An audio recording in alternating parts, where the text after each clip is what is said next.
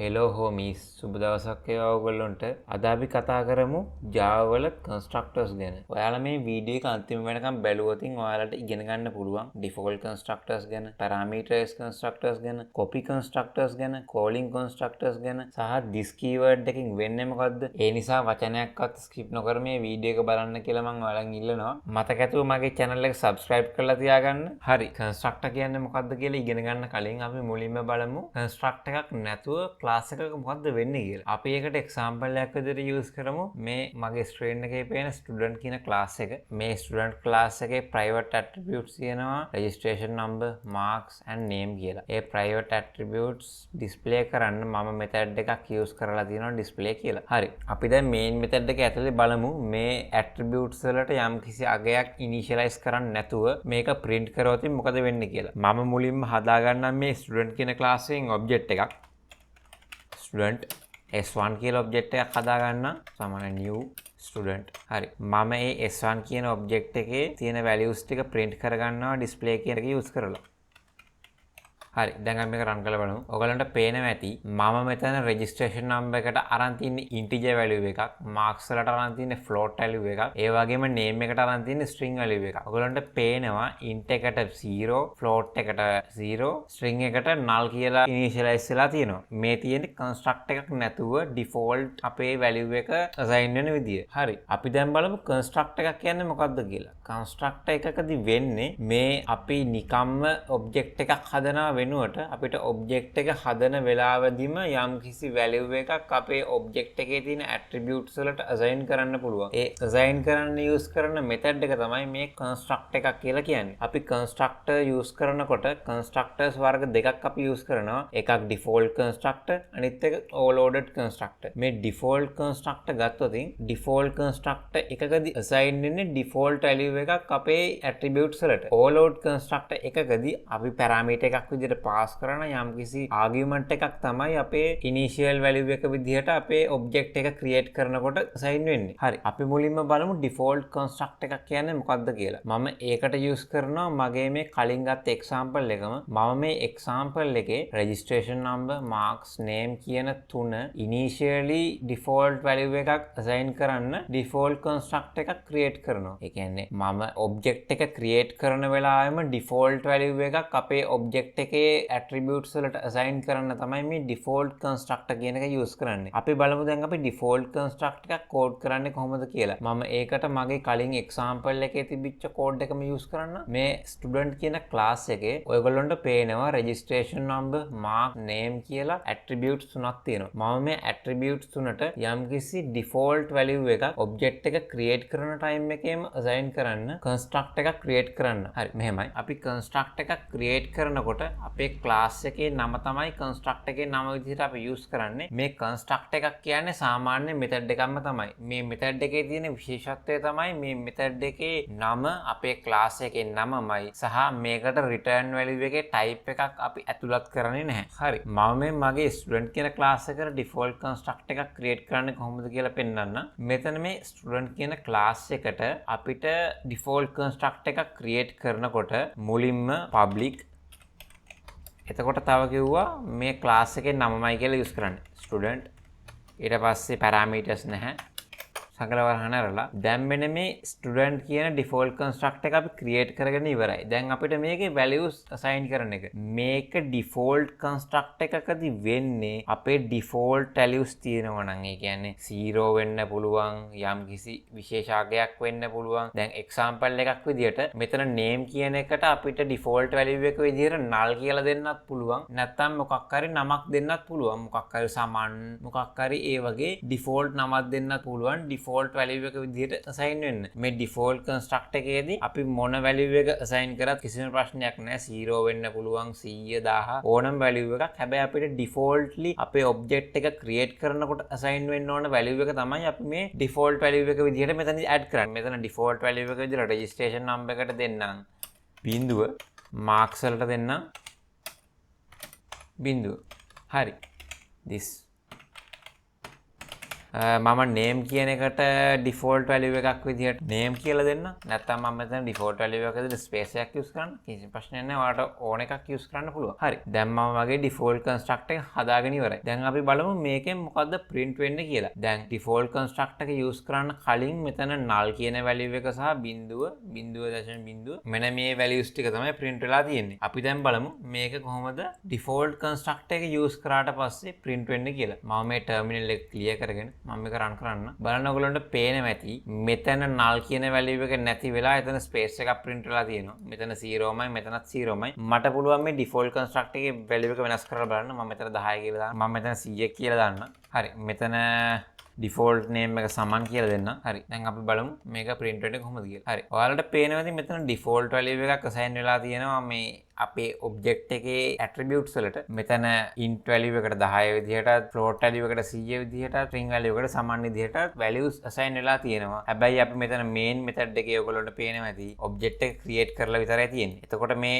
default construct එකෙන් වෙන්නේ අපි object එකක් create කරනකොට ඒ අපිට අවශ්‍ය default value එකක් තියෙනවා නම් initialize කරන්න අපිට මේ default construct එක දීලා default value එකක් initialize කරන්න පුළුවන්. ඒක තමයි මේ default construct එකෙන් වෙන්නේ. දැන් අපි බලමු මොකද්ද මේ parameterized constructors කියන්නේ කියලා. මම කලින් කිව්වා default constructor use කරන්නේ default value එක pass කරන්න කියලා. මේ parameterized constructors use කරන්නේ අපේ object එකේ attributes වලට අපිට යම්කිසි විශේෂ අගයක් pass කරලා ඒ pass කරන value එක save කරගන්න ඕනේ නේ. example එකක් විදිහට මේ student කියන class එකේ full parameterized constructor එක අපි හදලා බලමු. මම කලින් කිව්වා constructor වලදී constructors වලට use කරන්නේ අපේ class එකේ name එක. මොකක්ද අපේ class එකේ name එක? student. මේක public student. දැන් මෙතන වෙනස තමයි default constructor එකට වඩා parameterized constructor එකේදී මෙතන අපි parameters ටිකක් pass කරනවා arguments විදියට. default constructor එකේදී අපි මෙතන කිසිම value එකක් pass කරේ නැහැ parameters විදියට. but මෙතනදී අපි pass කරන parameters විදියට යම් කිසි values ටිකක් අපිට අවශ්‍ය ඕනම values ටිකක් pass කරනවා. දැන් මට මෙතනදී ඕන registration number එක ඕන, marks ඕන, name ඕන. හරි. මම මෙතන parameter list එක ලියා ගන්නවා.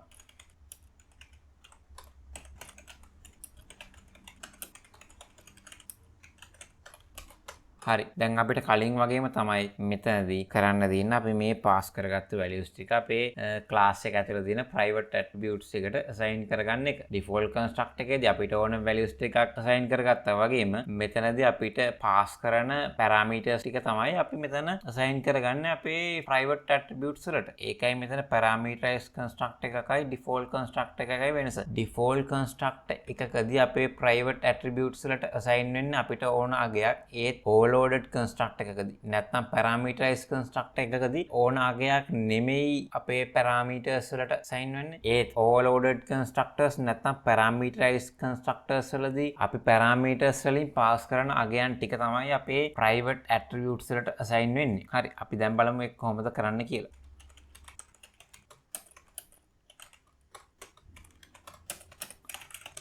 හරි.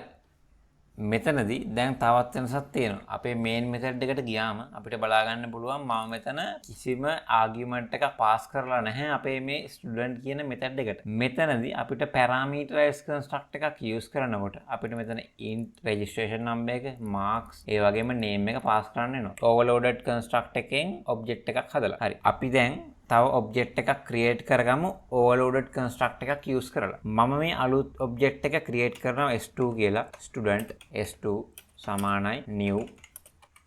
මෙතනදී default constructor එකකයි overloaded constructor එකකයි තියෙන වෙනස තමයි මේ parameter list එක. මම මෙතන parameters ටිකක් pass කරන්න ඕනේ මගේ object එක ඇතුළට. මම එතකොට pass කරන්න ඕන පිළිවෙල තමයි මුලින්ම registration number එක, ඊට පස්සේ marks, ඊට පස්සේ name කියන පිළිවෙලට registration number විදිහට pass කරනවා 100, ඊට පස්සේ marks විදිහට pass කරනවා 89, ඊට පස්සේ name එක විදිහට pass කරනවා කවි.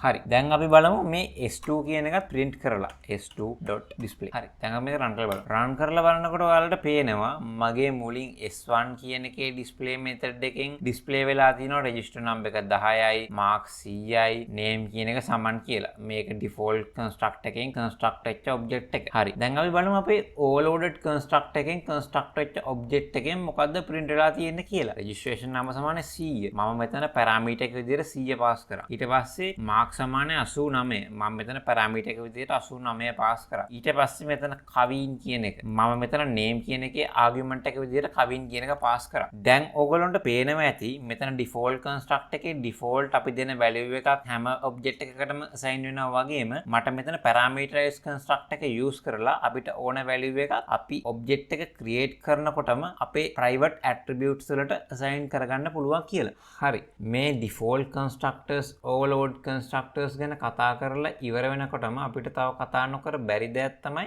මේ constructor overloading කියන්නේ. ඔයගොල්ලෝ දන්නවා ඇති මේ method overloading කියන දේ. මේ method overloading කියන දේදී වෙන්නේ අපි parameters ගාන සහ type එක වෙනස් කරලා අපේ method එක විවිධාකාරයෙන් අපිට ලියන්න පුළුවන්. මෙතන මේ constructors වලදීත් අපි මෙතනදීත් මේ overloading කියන concept එක use කරලා අපේ construct එකක තියෙන parameters ගාන සහ ඒ parameters වල type එක වෙනස් කරලා අපේ constructors විවිධාකාරයෙන් අපිට declare කරගන්න හැකියාව තියෙනවා. හරි. අපි බලමු මොකද්ද මේ කියන්නේ කියලා. ඔයාලට හරියටම තේරෙන්නේ නැතුව ඇති. අපි මේ example එක බලමු. එතකොට ඔයාලට තේරෙන්නේ මොකද්ද මේ හරියටම කිව්වේ කියලා. හරි. මම මෙතන student කියන object එකට parameters pass කරගෙන තියෙනවා 3යි 2යි 3ක්. integer එකක්, float එකක්, string එකක්. මට තව construct එකක් හදාගන්න පුළුවන් public student parameterized construct එකක් විදිහට නම විතරක් මම මෙතන pass කරෝදින්. හරිද? string name කියලා මම තව construct එකක් හදනවා. මෙතනදී this name සමානයි name. එතකොට මම මෙතන pass කරේ name කියන එක විතරයි. මෙතනදී ඕගොල්ලන්ට පේනවා ඇති මෙතන නම ඊට පස්සේ ඔක්කොම දේවල් සමානයි. but මෙතන වෙනස් වෙලා තියෙනවා අපේ parameter list එකේ parameters ගන්න. හරි. මේක තමයි constructor overloading කියලා කියන්නේ. අපි බලමු මොකද්ද මේ this කියන keyword එක කියලා. මම example එකක් විදිහට ගන්නම්. මම කලින් හදපු student කියන parameterized constructor එක. මේ construct එකේදී ඔයාලට පේනවා ඇති මම registration number එකට this, marks එකට this, name එකට this කියලා මේ this keyword එක use කරලා තියෙනවා. ඒ වගේම ඔයාලට පේනවා මම මෙතන parameters ටිකක් pass කරලා තියෙනවා මේ අපේ private attributes වල නම් වලට සමාන නම් වලින්. registration number, marks, name කියන parameters වල name ටික අපේ private attributes වල name වලටම සමානයි. අන්න ඒ වගේ වෙලාවට මෙන්න මේ this කියන keyword එක use කරනවා අපේ අදාළ object එකේ මේ අදාළ attribute එක තමයි මේ අදහස් කරන්න කියලා පෙන්වන්නේ. මේ this keyword එක හරියට mirror එකක් වගේ. ඒ කියන්නේ අපි ඉන්න object එක මොකද්ද කියලා mirror කරන එක තමයි මේ this කියන keyword එකෙන් කරන්නේ. හරි. මේ this keyword එක කියලා දුන්නේ ඊළඟට මට කියලා දෙන්න තියෙනවා ඔයාලට calling constructors කියලා જાතියක්. calling constructors කියන්නේ අපිට මේ constructors chain කරන්න පුළුවන් එක දිගට. example එකක් විදිහට ගන්න මේ මම හදපු parameters තුනක් තියෙන parameterized construct එක මේ student class එකේ. මට මෙතන මේ name එක මෙහෙම assign කරනවා වෙනුවට ඔයාලට පේනවාද මම මෙතන තව construct එකක් හදලා තියෙනවා name එක විතරක් assign කරන්න. මට මේ construct එක මේ this keyword එක use කරලා මේක ඇතුළට chain කරන්න පුළුවන්. ඒ කියන්නේ මේක ඇතුළට සම්බන්ධ කරන්න පුළුවන්. මට මේ this කියන keyword එක use කරලා මෙහෙම this වරහන් ඇතුලේ ඊට පස්සේ මගේ මේ construct එක name මට මේ construct name කියන pass කරන්න ඕන. මෙතන කරලා තියෙන්නේ මේ student කියන හදලා තියෙන තනි parameter එකක් තියෙන construct එක ඇතුළට pass කරලා තියෙනවා name එක තව construct එකක් ඇතුළේ. මේ කරපු දෙයට අපි කියන්නේ constructor chaining කියලා. මේකට අපි use කරනවා this කියන keyword එක. මේ constructor chaining වල ගොඩක් වාසි තියෙනවා. ඔයගොල්ලන්ට ඉස්සරහට ඉගෙන ගන්න හම්බෙවි. මේ constructor chaining කියන concept එක හරියම වැදගත් concept එකක්. තේරුම් නැත්නම් මේ වීඩියෝ එක ආපහු ආපස්සට අරගෙන බලන්න. මොකද්ද මම කියන්නේ කියලා හොඳට පැහැදිලි වහන් ඉඳලා තේරුම් ගන්න බලන්න. මේ වීඩියෝ එකේ ඔයාලට මොකක් හරි doubt එකක් තියෙනවා පහළ comment section එකේ දාන්න. මට පුළුවන් වෙලාවට අනිවාර්යයෙන්ම reply එකක් දානවා. නැත්නම් මට Instagram එකේ message එකක් දාන්න. මම ඕනම වෙලාවක ඔයාලට reply කරනවා. හරි. අපි දැන් වීඩියෝ එකේ අන්තිම හරියට අවිල්ලා තියෙන්නේ. අපි දැන් කතා කරන්න හදන්නේ මොකද්ද මේ copy constructor කියන්නේ. copy constructor එකකින් අපි කරන්නේ යම්කිසි කලින් create කරලා තියෙන object එකක values ටික කියන්නේ කලින් create කරලා තියෙන object එකක attributes ටික අපි සමාන කරනවා තවත් අලුතෙන් create කරන object එකකට. ඒ කියන්නේ කලින් create කරලා තියෙන object එකක attributes ටිකක values ටික initialize කරනවා අපි අලුතෙන් හදන object එකකට. අපි බලමු දැන් මේක කොහොමද කරන්න කියලා. මම ඒකට තවත් construct එකක් ලියනවා public student. මම මෙතනදී pass කරන්නේ තවත් මම හදපු object එක. හරිද? මෙතන parameter එක විදිහට pass වෙන්නේ object එකක්. මම මෙතන S කියලා ස්ටුඩන්ට් ඔබ්ජෙක්ට් එකක් පාස් කරා. මට දැන් මේ අපි ඉන්න ඔබ්ජෙක්ට් එකේ තියෙන රෙජිස්ට්‍රේෂන් නම්බර් කියන එකට ඉනිෂියලයිස් කරන්න ඕන මම පාස් කරපු S කියන ඔබ්ජෙක්ට් එකේ රෙජිස්ට්‍රේෂන් නම්බර් එක. මම ඒක කරන්නේ s.registration number. මම මේ පාස් කරපු S කියන ඔබ්ජෙක්ට් එකේ රෙජිස්ට්‍රේෂන් නම්බර් එක මම සමාන කරා මම දැන් ඉන්න ඔබ්ජෙක්ට් එකේ රෙජිස්ට්‍රේෂන් නම්බර් එකට. ඊට පස්සේ මට තව සමාන කරන්න තියෙනවා marks. ඊට පස්සේ මට තව සමාන කරන්න තියෙනවා name එක. හරි, මෙන්න මේකට තමයි copy construct එකක් කියන්නේ. මේ වගේ copy construct එකක් use කරලා අපිට පුළුවන් අපි already create කරලා තියෙන object එකක තියෙන attributes එක අපි අලුතෙන් හදන object එකක initial values විදියට assign කරන්න. මේක run කරන්න කලින් මම create කරලා තියෙන S2 කියන object එකේ attributes ටිකේ values ටික මම අලුතෙන් create කරනවා object එකක් S4 කියලා. student S4 සමානයි new student. මේ copy construct එකේදී මම මෙතනට පාස් කරන්න ඕන object එකක්. මම එතකොට පාස් කරනවා S2 කියන object එක. හරි. දැන් අපි බලමු මේ අපි හදපු S4 කියන object එක print කරලා s4.display. හරි. මේක run කරලා බලමු. මේක run කරාම ඔයාලට පේනවා ඇති මේ උඩින් පේන අපි කලින් create කරගත්ත objects තුන. ඒ objects තුනෙන් පස්සේ ඔයාලට පේනවා ඇති S2 කියන එකේ තිබිච්ච value ටිකමයි S4 එකේ print වෙලා තියෙන්නේ. ඒ කියන්නේ අපේ copy construct එක හරියටම වැඩ කරලා තියෙනවා. වීඩියෝ එක අන්තිම වෙනකම් බැලුවා නම් ඔයාලට අනිවාර්යයෙන්ම අලුත් දෙයක් ඉගෙන ගන්න පුළුවන් වෙන්නේ නැති. ආයෙත් මේ වගේ වීඩියෝ එකකින් එන්න ඔයාලා හැමෝටම good luck.